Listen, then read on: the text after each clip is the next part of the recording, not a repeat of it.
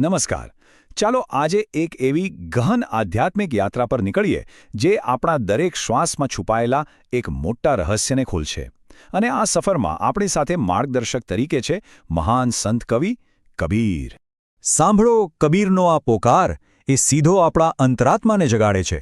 એ પૂછી રહ્યા છે, આપણે કઈ નિંદ્રામાં છીએ, કયા નશામાં ખોયાયેલા છીએ?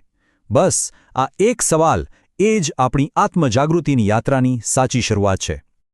આપણે બધાએ ક્યારેક ને ક્યારેક તો અનુભવ્યું જ હશે નહીં કે આ દુનિયાની ભાગદોડમાં આપણે ક્યાંક ફસાઈ ગયા છીએ, ક્યાંક ખોવાઈ ગયા છીએ.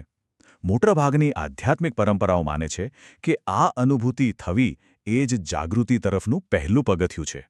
જો આપણી અંદર એક મોટો સંઘર્ષ ચાલી રહ્યો છે. એક તરફ છે આ બહારની દુનિયા જે સતત બદલાય છે, જેને માયા કહેવાય છે, અને બીજી તરફ આપણી અંદર એક સ્થિર સાચી શક્તિ છે. એ જ સત્ય છે, એ જ પ્રકાશનો સ્ત્રોત છે. અને આ જ તો મૂળ સમસ્યા છે. આપણે ઘણીવાર જે ખોવાયેલા કે અધૂરા હોવાનો અનુભવ કરીએ છીએ ને, એનું કારણ એ છે કે આપણું બધું ધ્યાન બહારની દુનિયામાં જ લાગેલું છે. આપણું જોડાણ અંદરની શક્તિ સાથે તૂટી ગયું છે. તો સવાલ એ છે કે આ ભ્રમણાના જગતમાંથી બહાર કઈ રીતે નીકળવું? રસ્તો કોણ બતાવશે? અહીં કબીર માત્ર એક કવિ નથી, પણ એક અનુભવી માર્ગદર્શક છે, જે આપણને આ અંદરની યાત્રાનો નકશો આપે છે. આ છે કબીરનો મુખ્ય સંદેશ. કેટલો સરળ અને સચોટ! એ આપણને યાદ અપાવે છે કે અરે મન, તું પોતે જ પ્રકાશનું સ્વરૂપ છે. હવે બસ તારા મૂળને ઓળખી લે. અને કબીર એકદમ સ્પષ્ટ કહે છે, આ ખજાનો ક્યાંય બહાર નથી શોધવાનો. આખી શોધ, આખી યાત્રા આપણી અંદર જ કરવાની છે. બહાર ભટકવાનો કોઈ અર્થ નથી.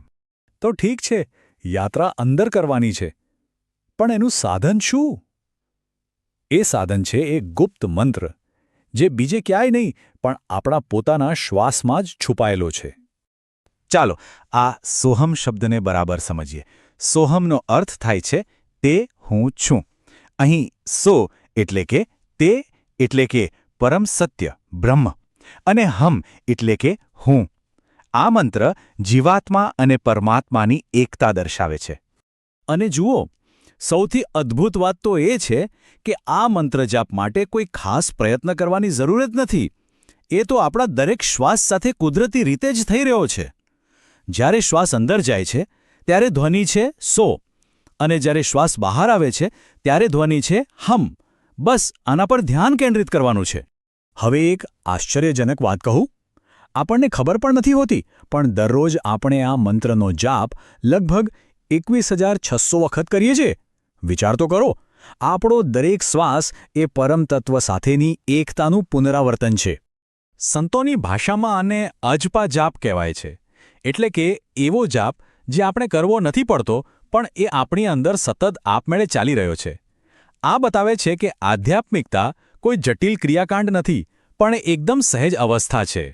તો સોહમ એ તો યાત્રાની શરૂઆત થઈ, એક સાધન થયું. પણ મંઝિલ શું છે? મંઝિલ છે સોહંગની અનુભૂતિ. ચાલો હવે એ સમજીએ કે આ શું છે. બસ આ મુદ્દો બરાબર સમજી લેજો. સોહમ એ એક સાધના છે, એક રસ્તો છે, જ્યારે સોહંગ એ રસ્તાનું અંતિમ મુકામ છે, એક જીવંત વાસ્તવિક અનુભૂતિ. આ બંને વચ્ચેનો તફાવત ખૂબ જ સૂક્ષ્મ પણ બહુ જ મહત્વપૂર્ણ છે. સોહમ એટલે એવું જાણવું કે તે હું છું, પણ સોહંગ એટલે એ એકતામાં જીવવું. એ માત્ર જ્ઞાન નથી, પણ એક એવો અનુભવ છે જ્યાં હું અને તુંનો ભેદ જ ભૂંસાઈ જાય છે. સોહંગને સમજવા માટે ટીપુ અને સમુદ્રની ઉપમા શ્રેષ્ઠ છે. બસ આ છે અદ્વૈતની અવસ્થા. એક એવી સ્થિતિ જ્યાં હુંનો ભાવ જ નથી રહેતો, જ્યાં ચેતનાનું એક નાનકડું ટીપું એ અનંત ચેતનાના મહાસાગરમાં ભળીને એકાકાર થઈ જાય છે. સારું, તો આ બધી વાતોનો, આ પ્રાચીન જ્ઞાનનો આપણા આધુનિક જીવનમાં શું અર્થ છે? એનો વ્યવહારિક ફાયદો શું? ચાલો જોઈએ. તો આ બધી સાધનાનો મતલબ શું? એનો સીધો અર્થ છે આપણા જીવનમાં એક વાસ્તવિક પરિવર્તન. સુખ દુઃખ, સાચા ખોટાના ભેદભાવથી ઉપર ઉઠવું, નાના નાના અહંકારમાંથી મુક્ત થવું, અને એક એવી અતૂટ શાંતિનો અનુભવ કરવો જે ક્યારેય છીનવાઈ ન શકે. આ જ આ યાત્રાનું સાચું ફળ છે. અને અંતે કબીર આખી યાત્રાનો સારાંશ આ એક વાક્યમાં આપી દે છે. જ્યારે સત્યને મળે છે, ત્યારે તે બસ તેમાં ભળી જાય છે.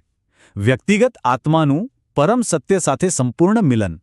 અને હવે આ ચર્ચાના અંતે એક વિચાર સાથે આપને છોડી જાઉં છું.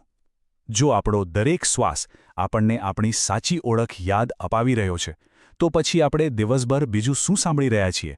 શું આપણે એ અવાજને સાંભળવા માટે પૂરતા શાંત છીએ?